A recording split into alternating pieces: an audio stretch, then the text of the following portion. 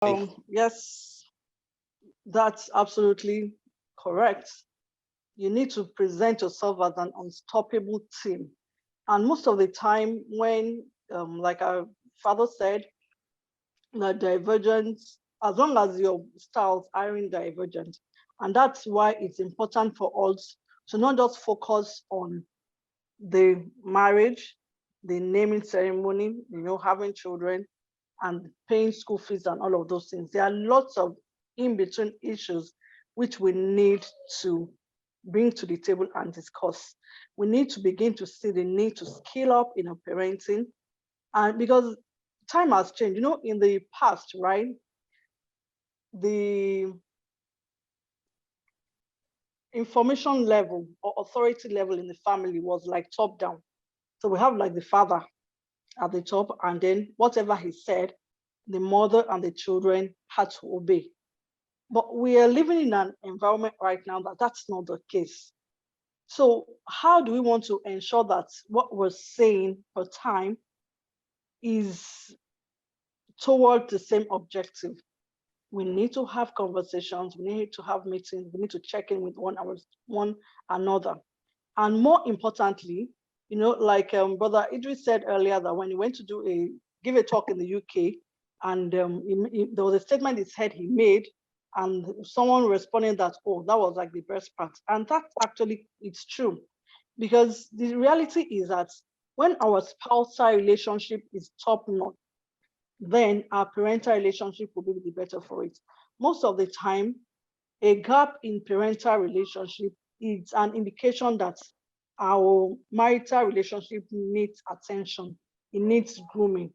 It's an indication that our love account is depleting and we're not making an effort to, fill it up. It's an indication that we are focusing more on being a parent than being a partner. It's an indication that we're seeing our partners. So like my opinion on discipline, on the chores, on technology, on what have you, against my partner's opinion, as opposed to this, both of us, against this problem we have. How do we address it as a team? At any time, per time, the children need to see us and our spouses as a team presenting a common front. Otherwise, the children are very manipulative and they will definitely pitch one against the other. So when they know that, oh, mommy is going to say no, they're going to ask daddy. And when daddy will say no, they'll ask mommy. And then by the time you challenge, they say, oh, mommy said yes.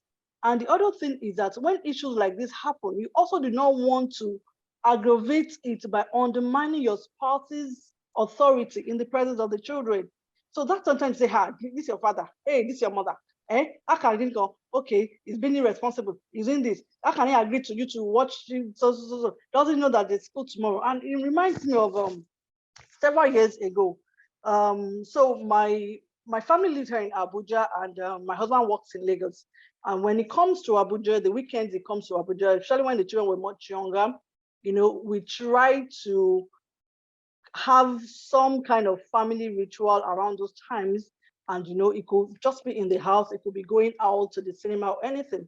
And I remember this particular day, it was on a Sunday. And so I think we're all said we're going to go to the cinema. And this was now like Sunday evening. By the time we got there, the movie they wanted to watch, we had missed the earlier time. The next time was 9. Left to me, that means we're going back home. Tomorrow is Monday. Daddy has a flight to catch. I actually need to get to school early.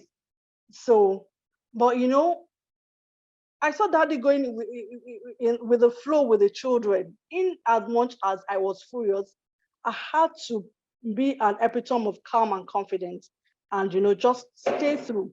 I knew that at that moment was not the time to start disagreeing or anything. I knew that was a good opportunity for me to allow natural consequences to just be the judge in the matter. So there we were. This was like a 2-hour, 50-minute movie. And then, so it started at 9. That meant that we're going to finish around past 11. All through the movie, I did not enjoy it. I just sat down there like, and thinking of, okay, in the morning, we need to wake up early, get the lunch packs ready, do airport shuttle and all of those things. And then, of course, we all got home tired. But the good thing is, because the children felt they were heard and their opinion counted, right?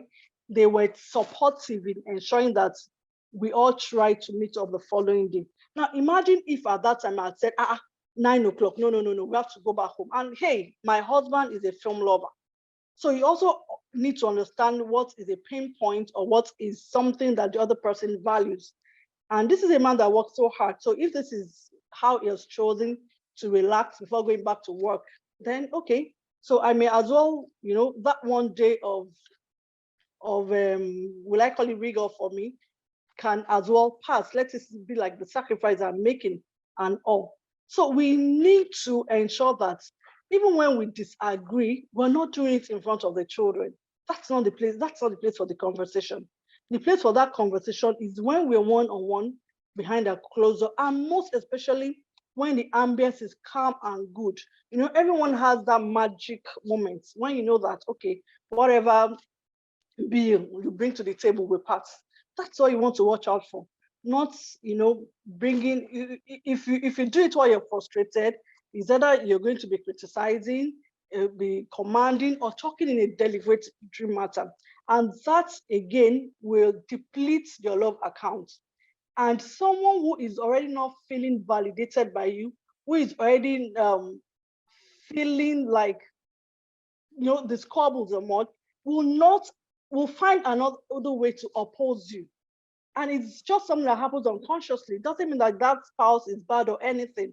So that's why we all have to skill up, learn what to do at per time, and ensure that at any time we're presenting a common front in the presence of our children. And more importantly, pay attention to our relationship. What are the things that can deplete from it? And that's another, if, for instance, you're not able to have conversation with your spouse, or he is withdrawing or you're withdrawing, or intimacy is a drag, or when he's talking, having conversation with you, you're responding but giving monosyllables or focus on your phone or other things. Those things are going to be depleting your relationship.